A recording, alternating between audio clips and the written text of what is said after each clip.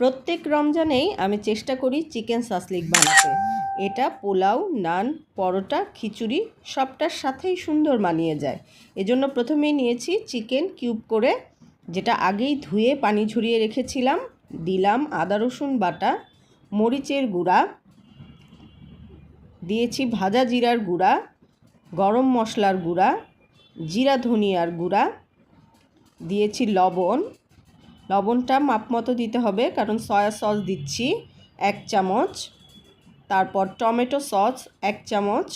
এটা দিয়ে খুব ভালো করে চিকেনের সাথে মাখিয়ে নিয়েছি। দিলাম কিছুটা গরম মশলার গুঁড়া, দিয়ে খুব ভালো করে একটু মাখিয়ে রাখতে হবে। মাখা সুন্দর হলে মশলাটা ভেতরে চলে যাবে।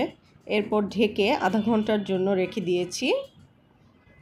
এরপরে আধা ঘন্টা পরে ক্যাপসিকাম, গাজর, পেঁয়াজ, টমেটো বড় কিউব করে কেটে নিয়েছি এবং এটাকে চিকেনগুলোর সাথে মাখিয়ে রেখে দিব আরও আধা ঘন্টা। সেক্ষেত্রে মশলাগুলো সবজিগুলোর ভেতরে মিশে যাবে অনেক সুন্দর করে, লবণের স্বাদটাও প্রপারলি অ্যাডজাস্ট হয়ে যাবে।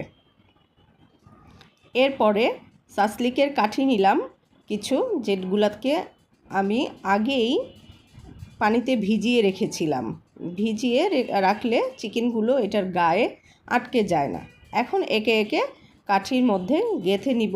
প্রথমে গাজর, ক্যাপসিকাম, চিকেন, পেঁয়াজ একে একে একটার পর একটা সুন্দর করে গেঁথে নিব। প্রত্যেকটা কাঠিতে 4 পিস চিকেন দেওয়া যায়, যে যার ইচ্ছা মতো কম বেশি করতে পারেন। ভেজিটেবল পছন্দ হলে একটু ভেজিটেবল বেশিও দিতে পারেন। আমি এভাবে একে একে 4-5টা কাঠিতে সাসলিকগুলো অনেক সুন্দর করে শেপ দিয়ে নিয়েছি, গেঁথে নিয়েছি। সবগুলো আমার কমপ্লিট করে এরপর আমি চলে যাব ভাজাতে। কড়াইয়ে অল্প তেল দিয়ে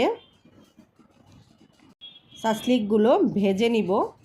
সাসলিক ভাজাতে আসলে খুব বেশি তেলের দরকার হয় না, অল্প তেলে ভাজলেই এটার টেস্টটা অনেক সুন্দর চলে আসে।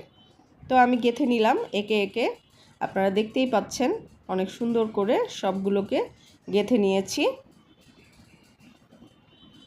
সুন্দর করে চেপে চেপে নিতে হবে, তাহলে সেদ্ধটাও প্রপারলি হয়ে যাবে। এরপরে এই যে সবগুলো একসাথে নিয়ে নিয়েছি, গাঁথার পরে ভাজতে চলে যাচ্ছি। প্যানে তেল নিলাম, একে একে দিয়ে দিলাম সাসলিকের কাঠিগুলো। সবগুলা দেওয়া শেষ হলে এটাকে উল্টে পাল্টে ভেজে নিব।